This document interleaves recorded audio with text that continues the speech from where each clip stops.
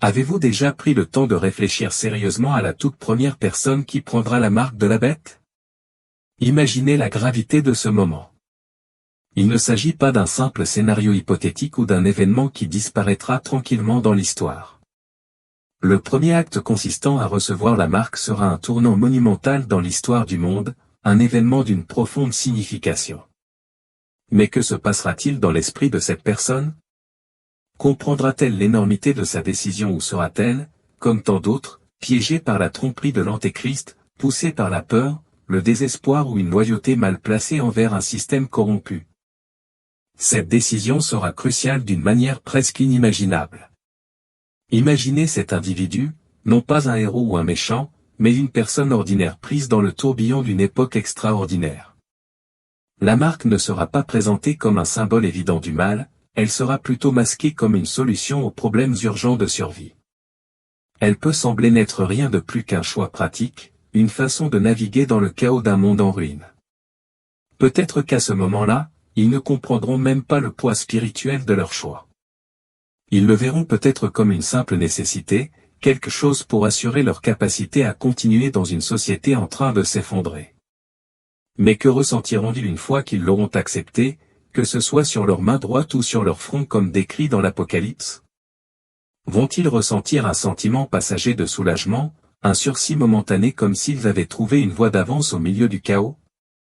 Ou une inquiétude troublante prendra-t-elle racine dans leur âme, murmurant qu'ils se sont alignés sur quelque chose de bien plus sinistre qu'ils ne peuvent encore le comprendre?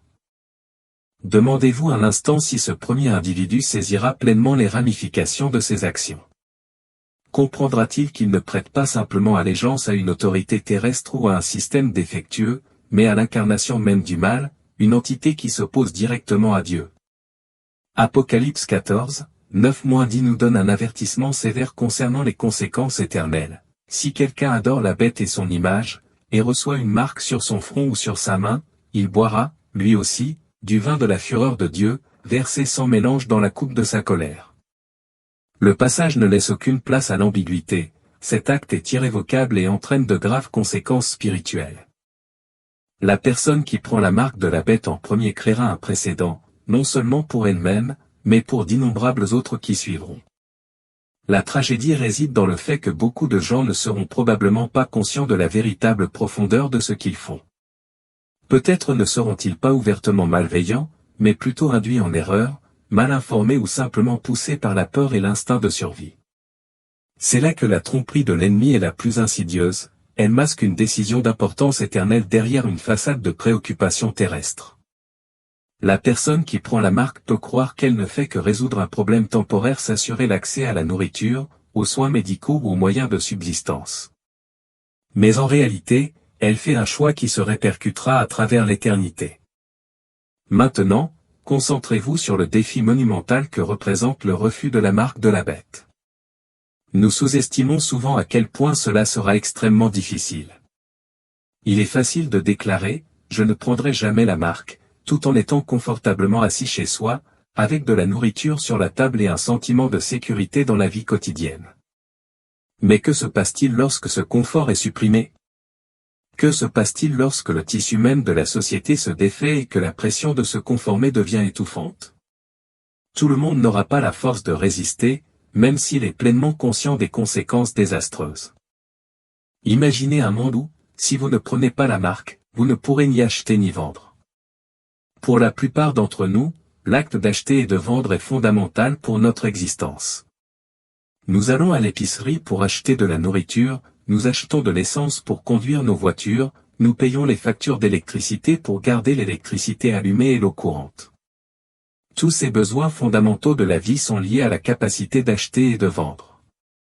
Imaginez maintenant être complètement coupé de ce système, pas de nourriture pour vos enfants, pas de moyens pour payer votre loyer ou votre hypothèque, pas d'accès aux soins de santé, pas de possibilité de commercer ou de faire du commerce de quelque nature que ce soit. La Bible dit clairement dans Apocalypse 13h17 que « personne ne pourrait acheter ou vendre sans avoir la marque ».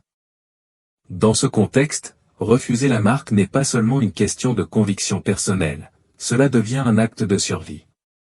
L'individu qui refuse la marque sera marginalisé, persécuté et exclu de la société. Combien de personnes seront capables de résister à cette pression lorsque leurs enfants réclament à grands cris de la nourriture, lorsque leur conjoint est malade et a besoin de médicaments, lorsque l'infrastructure sociale sur laquelle ils ont toujours compté est soudainement inaccessible? Auront-ils encore le courage de dire non à la marque? La tentation de céder sera immense. Pensez aux innombrables personnes qui prendront la marque, non pas par allégeance à la bête, mais par désespoir. Elles rationaliseront leurs décisions, se persuader que c'est la seule façon de protéger leur famille, de survivre dans un monde devenu fou. Elles se diront peut-être que Dieu comprendra leur situation difficile, qu'il leur pardonnera sûrement d'avoir fait un tel choix sous la contrainte. Mais la Bible est sans équivoque dans ses avertissements. Prendre la marque n'est pas seulement une décision pragmatique, c'est une décision spirituelle, dont les conséquences éternelles dépassent de loin le soulagement temporaire qu'elle peut apporter. La véritable tragédie réside dans le fait que beaucoup prendront la marque parce que leur attention est entièrement centrée sur ce monde. Ils ne penseront qu'à leurs besoins immédiats, leur survie physique et celle de leurs proches. Ils seront aveugles à la réalité spirituelle selon laquelle prendre la marque est une trahison de leur âme éternelle. C'est là que la tromperie de la bête devient si puissante. En concentrant l'attention des gens uniquement sur le monde matériel, sur ce qu'ils peuvent voir, toucher et expérimenter dans l'ici et maintenant, la bête occulte les conséquences bien plus importantes qui se trouvent au-delà du voile de cette vie. Dans Matthieu 16h26, Jésus dit, « Que servirait-il à un homme de gagner le monde entier, s'il perdait son âme ?» C'est l'essence du choix auquel les gens seront confrontés lorsque la marque de la bête sera introduite. La décision de prendre la marque peut sembler leur permettre de gagner le monde, l'accès à la nourriture, au logement, à la sécurité et à la stabilité économique, mais à quel prix? Le prix est leur âme, leur position éternelle avec Dieu. Peut-on prendre la marque de la bête par accident? J'ai reçu un courriel me posant cette question, peut-on prendre la marque de la bête par accident? Pour répondre à cette question, examinons la prophétie biblique. Les prophètes d'autrefois, par l'inspiration du Saint-Esprit, nous ont détaillé les événements qui se produiront jusqu'à la seconde venue de Jésus. L'apparition de faux prophètes, la guerre entre nations, le refroidissement de l'amour des croyants et la tromperie de nombreux croyants sont tous des événements de la fin des temps dont les prophètes d'autrefois ont parlé. Mais aujourd'hui, nous allons examiner une prophétie qui n'a pas encore été accomplie. Jésus a dit dans le livre de Matthieu 24h14, « Cette bonne nouvelle du royaume sera prêchée dans le monde entier, pour servir de témoignage à toutes les nations. Alors viendra la fin. » Marc 13h10 confirme également cette vérité, Marc 13h1, « Il faut d'abord que l'évangile soit prêché parmi toutes les nations. » Ces deux passages des Écritures indiquent clairement que le Seigneur Jésus n'apparaîtra pas avant que l'évangile ne soit prêché dans toutes les nations de la terre. Par conséquent, l'évangile sera prêché dans toutes les langues, familles, tribus et pays du monde, sans exception. Chacun dans chaque tribu, famille et langue aura la possibilité d'accepter Christ ou de le rejeter. Les normes ISO relatives au code de pays précisent que nous avons plus de 240 pays dans le monde avec leurs États et leurs capitales. La plupart de ces pays ont une population de plus de 100 millions d'habitants. Cette grande masse de personnes est dispersée dans le monde entier, à divers endroits. Indépendamment de l'énormité de la population mondiale et des nombreuses zones géographiques, la prophétie de la parole de Dieu concernant la fin des temps dit toujours que l'évangile sera prêché dans toutes les nations du monde. Si l'on considère cet objectif, la mission semble généralement assez irréaliste et plutôt impossible en raison de la tâche rigoureuse que représente la prédication de l'évangile à toutes les nations. Oui, les progrès technologiques ont contribué à diffuser l'évangile. Cependant, Internet est censuré dans certains pays et l'évangile n'est pas autorisé dans ces pays. De plus, il existe des endroits où les gens n'ont même pas d'Internet, et il y a des endroits qui sont éloignés et difficiles d'accès. Il y a même des pays où la prédication de l'évangile est interdite, et dans ces pays, les gens de ces nations ne savent même pas qui est Jésus-Christ ou ce qu'est la Bible. Par conséquent, la déclaration de Jésus selon laquelle, cette bonne nouvelle du royaume sera prêchée dans le monde entier pour servir de témoignage à toutes les nations, et alors viendra la fin, semble plutôt tirée par les cheveux. Souvent, la parole de Dieu semble douteuse, mais la vérité est que Dieu sera toujours fidèle à sa parole.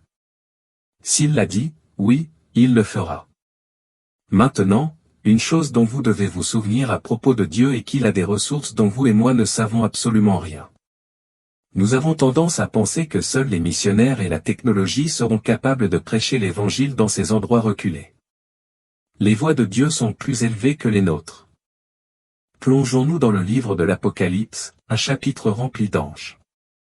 En toute honnêteté, le livre de l'Apocalypse nous montre une activité angélique incroyable comme le monde n'en a jamais vu auparavant. Par exemple, les 7 trompettes sont sonnées par 7 anges, et les événements qui suivent sont décrits en détail dans Apocalypse 8h1. Apocalypse 9 nous révèle l'ange du puissant fond, dont le nom en hébreu est Abaddon, mais en grec son nom est Apollyon. Apocalypse 10 nous révèle l'ange puissant avec un. Dans Apocalypse 12, nous voyons l'archange Michel, le défenseur d'Israël. Cependant, nous ne nous concentrons sur aucun de ces anges, nous nous concentrons plutôt sur les 3 anges du chapitre 14. Apocalypse 14, 6-13 nous apporte les proclamations du ciel faites par 3 anges différents. Dans ce passage, Jean reçoit une vision de 3 anges volant dans le ciel, chacun portant un message différent. Nous avons ici quelque chose d'inhabituel, quelque chose qui ne s'est jamais produit auparavant. Jamais dans l'histoire de l'humanité il n'y a eu un événement pareil, jamais on n'a vu des anges voler. 3 anges volent dans le ciel, chacun d'eux proclamant son message. L'un apporte l'évangile et un appel à adorer Dieu. Le deuxième apporte une annonce de la chute de Babylone. Le troisième avertit de la colère de Dieu sur tous ceux qui adorent la bête et portent sa marque sur eux. Alors que le monde est en train de plonger et que l'Antéchrist et le faux prophète sont à leur apogée, Dieu va jusqu'à des extrémités inhabituelles, des extrémités qu'il n'a jamais atteintes auparavant pour avertir le monde. Il avertit la dernière génération de craindre Dieu et de lui rendre gloire parce que l'heure de son jugement est arrivée. Il les appelle à adorer celui qui a créé le ciel et la terre, la mer et les sources d'eau. Il est intéressant de noter que le troisième ange avertit l'humanité de ne pas prendre la marque de la bête. L'annonce de cet ange prévient qu'un sort terrible attend ceux qui persistent à adorer l'Antéchrist. L'ange souligne le lien entre l'adoration de la bête et de son image et la réception de sa marque sur le front ou la main. En termes plus clairs, prendre la marque de la bête sera une déclaration d'adoration. Personne ne prendra accidentellement la marque de la bête, le lien entre l'adoration de la bête et la prise de la marque sera clair. Une fois de plus, nous voyons Dieu, dans sa grande grâce et sa miséricorde, appeler les pécheurs à se repentir à leur finale, sinon ils feront face au terrible jugement de l'Antéchrist. Ceux qui ont bu le vin de la prostituée des passions de son immoralité boiront aussi le vin de la colère de Dieu. Boire le vin de la colère de Dieu, c'est faire l'expérience de sa colère. Alors, qui sont ces anges, et quel message apportent-ils à la terre? Ces anges ne sont pas simplement des anges ordinaires, ce sont 3 anges spéciaux envoyés par Dieu pour délivrer un message crucial aux habitants de la terre. Le premier ange vient proclamer l'évangile éternel, appelant tous les peuples à craindre et à adorer Dieu. Apocalypse 14, 6-7 déclare, « Puis je vis un autre ange qui volait par le milieu du ciel, ayant un évangile éternel, pour l'annoncer aux habitants de la terre, à toute nation, à toute tribu, à toute langue, et à tout peuple. Il disait d'une voix forte, craignez Dieu, et donnez-lui gloire, car l'heure de son jugement est venue, et adorez celui qui a fait le ciel et la terre, la mer et les sources d'eau. » Ce qui est merveilleux, c'est que cet ange volera dans le ciel, assez près de la terre pour être vu et entendu par toute l'humanité. Je ne sais pas comment Dieu a organisé cela, mais l'ange pourra prêcher l'évangile éternel et communiquer en toute langue, donc la langue ne sera pas un obstacle pour cet ange.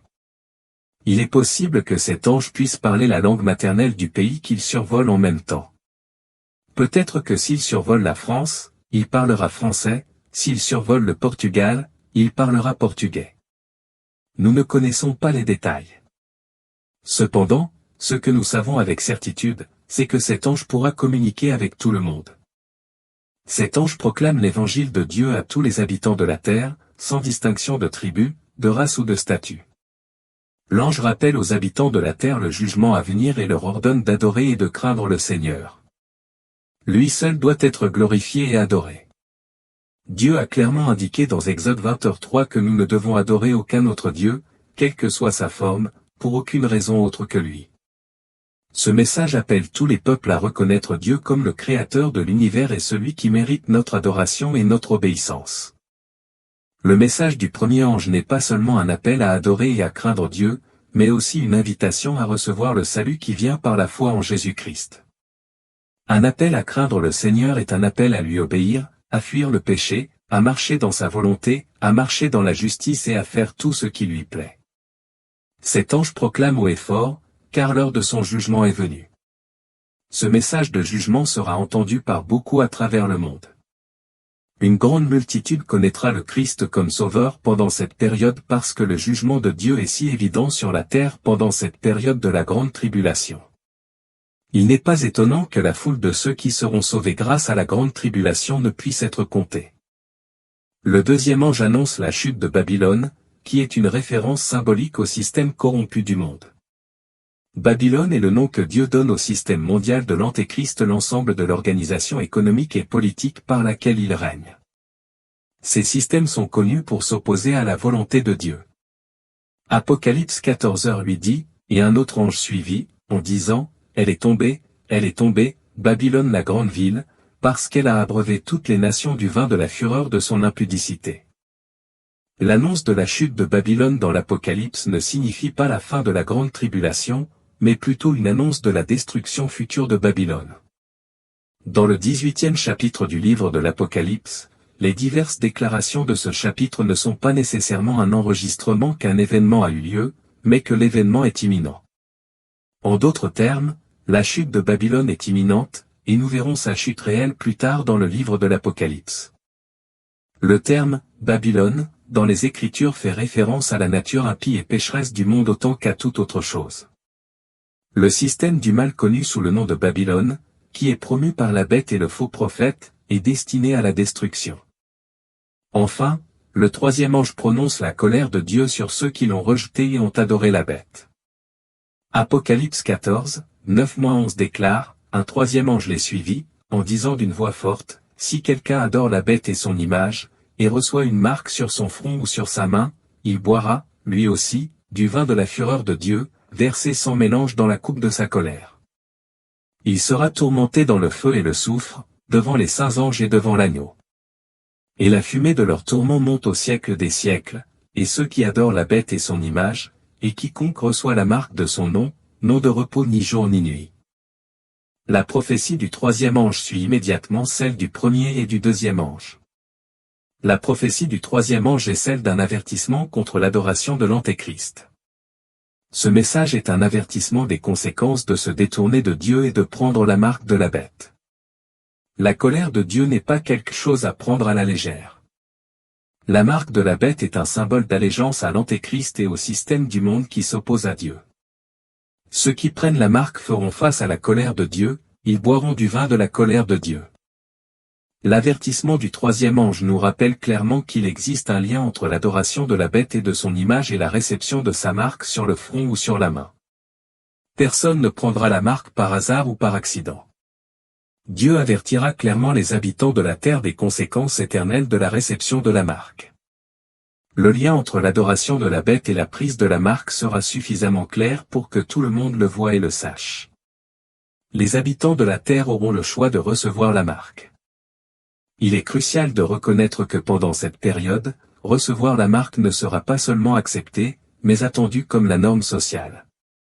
Apocalypse 13 nous donne un aperçu de cette réalité, où il est clair que sans la marque, personne ne pourra acheter ou vendre.